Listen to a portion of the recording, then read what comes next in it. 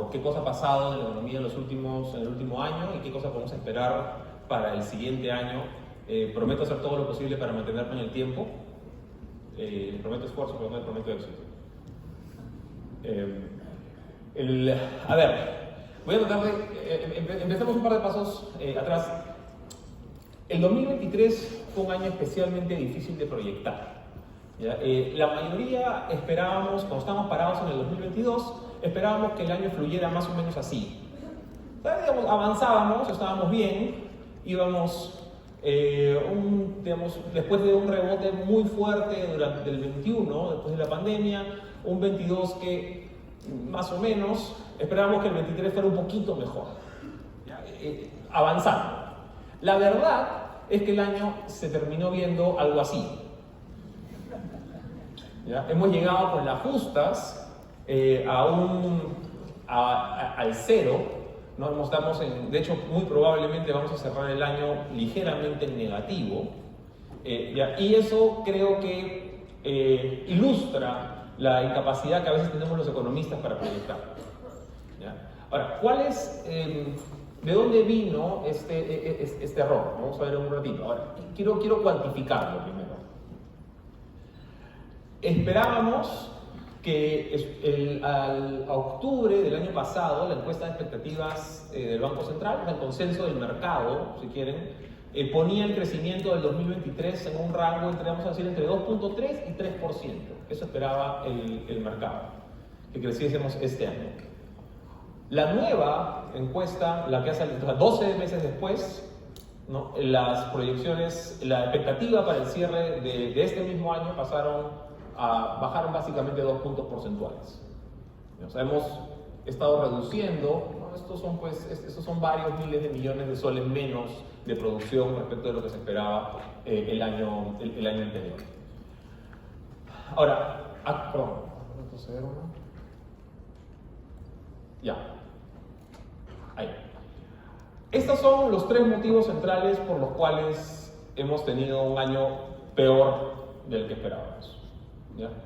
Confianza, eventos climáticos y protestas sociales. ¿Ya? Esas son las 3 cosas que era muy difícil prever, ¿ya? El impacto que iban a tener durante el 23 si estábamos parados en el 22. Ahora, vamos a ver un poquito de detalle de cada uno. ¿No? Deberíamos empezar con confianza. Creo que se me ha quedado trabada la diapositiva. Ya, ok. Empezamos con confianza. Tenemos confianza en terreno negativo básicamente desde la primera vuelta del 21. ¿Ya? Desde la primera vuelta del año 21, la confianza empresarial, la confianza en la economía peruana, la confianza 3 meses ha estado en terreno en rojo. ¿Ya? Y creo que subestimamos el impacto de tener confianza negativa durante tanto tiempo iba a tener sobre inversión.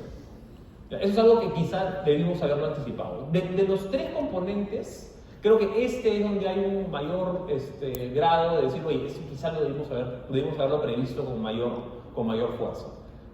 Protestas y clima, eso la verdad que era imposible, pero sí es verdad que quizá el impacto de tener confianza en rojo por tanto tiempo, sí lo debimos haber anticipado. Ahora, la confianza ha empezado a recuperarse, principalmente desde la salida del presidente anterior. Ya desde diciembre del año pasado la confianza empezó a subir, pero empezó a subir muy lento, y de hecho ya en los últimos meses la medición de la confianza ha venido ligeramente en caída. Creo que tiene que ver, 1, con los malos resultados que vamos a ver ahorita del producto, ¿no? Y 2, con la expectativa de un fenómeno del niño más fuerte del anticipado. Yo creo que esos son 2 factores que hacen que la confianza de los últimos meses haya cedido un poco, y de hecho no ha llegado a recuperarse del todo. Si se fijan ahí, la confianza de la economía 12 meses ya está en tramo positivo, pero muy cortito. El espacio tradicional de economía 12 meses, cuando tú le preguntas a los empresarios, a la gente que está en el mercado, ¿cómo crees que va a estar la economía peruana en 12 meses? Este indicador del 0 al 100, el promedio te responde más o menos en 65. Lo de 50 es lo neutral. ¿no? Debajo de 50 es negativo, por encima de 50 es positivo. Pero la mayoría responde más o menos en 65. Ese ha sido el tradicional en el Perú. Ahora fíjense, estamos en la última medición, en promedio, de los últimos 3 meses es el promedio móvil en 52 puntos. Pues todavía, mejor que antes, sí, mejor que antes, pero todavía falta bastante recuperar y hemos perdido velocidad. Creo que hay algunas buenas noticias, vamos a ver esto un poquito más adelante. Las adjudicaciones de acciones público-privadas deberían tratar de levantar un poquito la confianza, esto deberían tratar de moverlo. Vamos a ver con más detalle cuando veamos sectores. Pasamos a la siguiente, por favor. Ya. El otro punto sensible, y quizá el que más preocupa de cara al 24, es este de acá. Es el impacto que puede tener el fenómeno del Niño. Cuando vemos qué cosa, cuáles son los riesgos más altos de la economía pensando en el próximo año, este es número 1. Este es número 1. Y es que cada vez además la probabilidad de que sea un fenómeno del Niño entre moderado y fuerte es más significativa. Y en la última medición que has sentido, creo que hace un par de días, tienes una pequeña disminución, no tienes una mayor probabilidad de que sea débil, pero igual hoy el escenario base es que te muevas en este rango de entre fuerte y moderado. Y lamentablemente el avance de la ejecución presupuestal para mitigar los daños que pueda tener es bastante limitado todavía, ¿no? Y ya estamos absolutamente contra el reloj. Entonces, eso es algo que impactó el año pasado y quizá es el único de los 3 que debería impactar con fuerza el próximo año también, en la medida en que ojalá se pueda seguir recuperando la confianza. Este fenómeno, quizá el sector más golpeado, agua. Pesca también, pesca durísimo el año.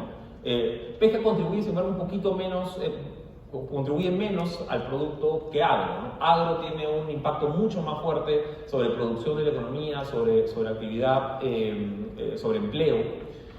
Fíjense lo que fue el segundo trimestre.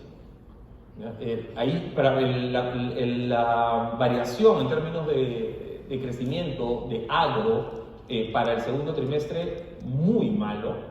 Y ya empezando el tercer trimestre, con la data que tenemos el tercer trimestre, no nos llegamos a recuperar tampoco, es más, seguimos en negativo y ya con una contribución en rojo de agroexportación, ¿no? Con arándanos, espárrago, uva en rojo.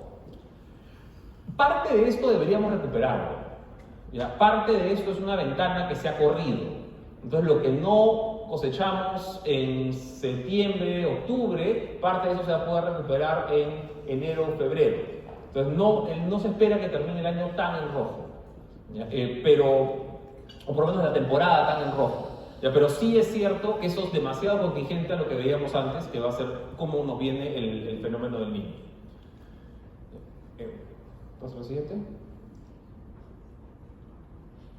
Ya.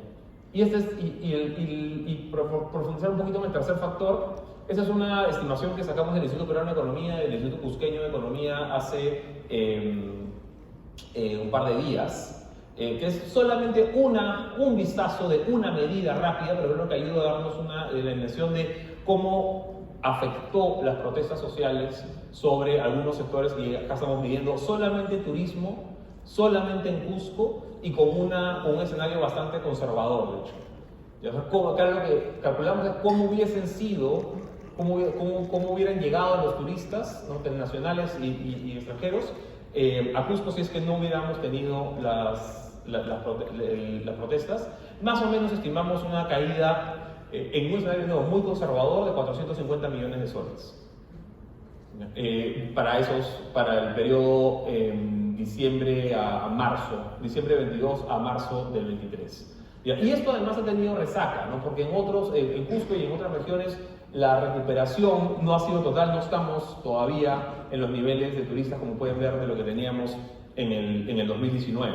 No, ni siquiera hemos llegado todavía en realidad a recuperar los picos que pudimos haber alcanzado hacia el 2022. ¿No? Y eso se está sintiendo fuerte en algún tipo de turismo, de turista de lujo sobre todo. Todavía tenemos embajadas y agencias de viaje que dicen, oye, mejor no viajemos al Perú porque todavía es un país inestable, es un país riesgoso. ¿No? Y eso es algo que tenemos que podamos corregir a partir del 24. Vamos a la siguiente, por favor.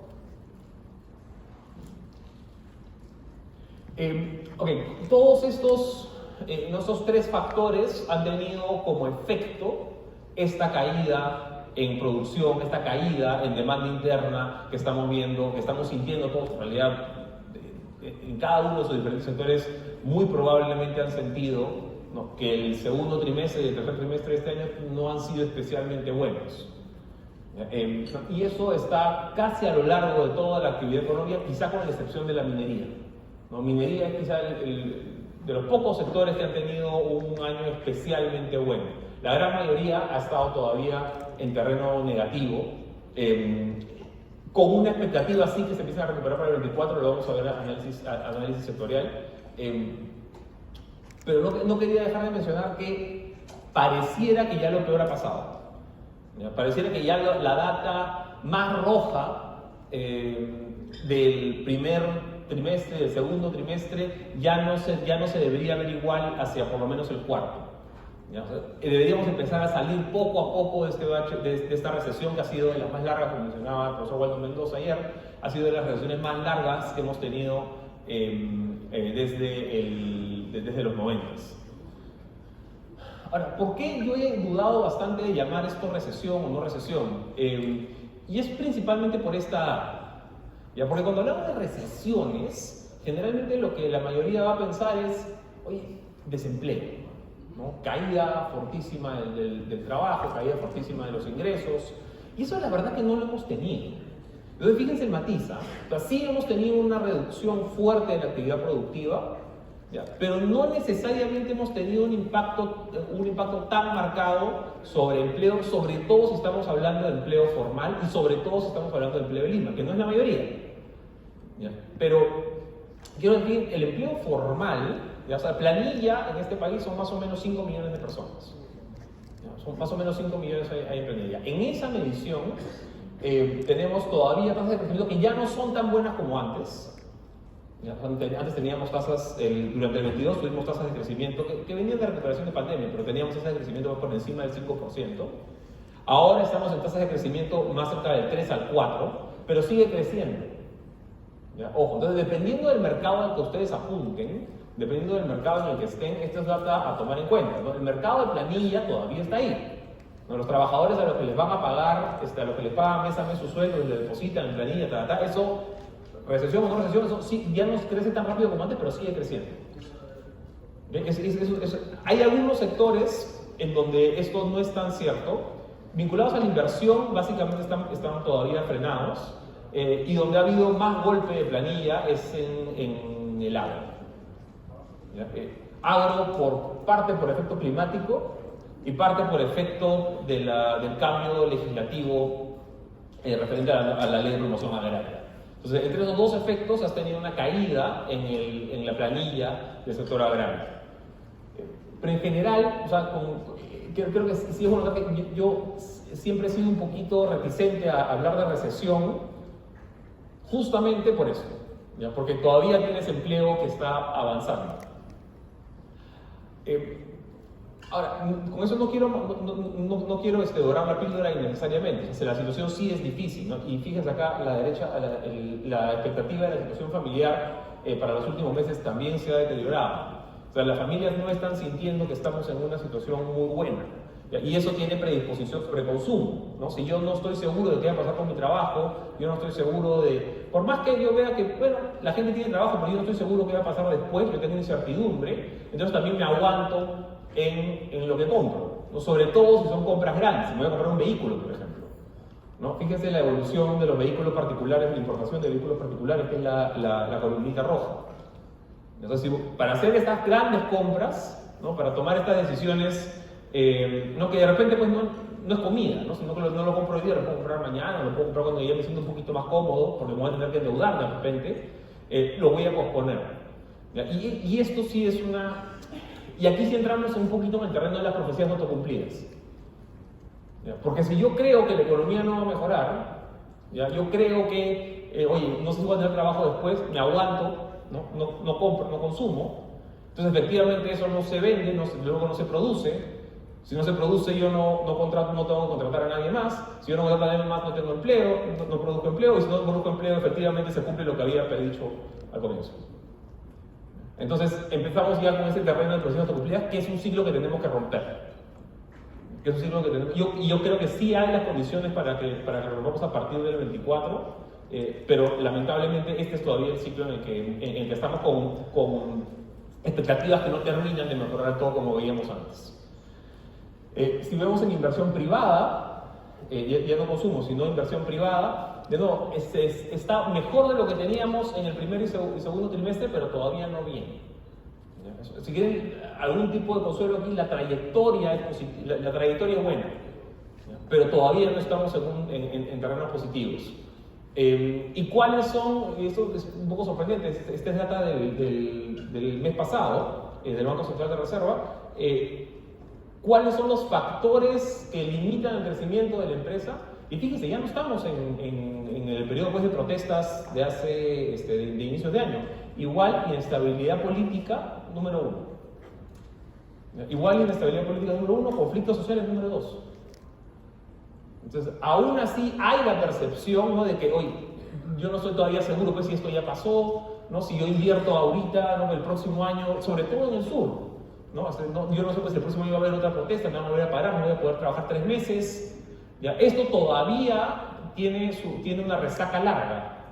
¿Ya? No es que ya se acabó, ¿ya? Sino que todavía tiene una resaca larga hasta que los inversionistas, yo diría muchos de ellos además extranjeros, ¿no? Confíen de nuevo que oye, el Perú es un país donde se va a poder hacer inversión en el largo plazo. Creo que deberíamos poder estar en condiciones de demostrar que sí, ¿ya? Pero todavía no hemos llegado a convencer del todo sobre esta historia.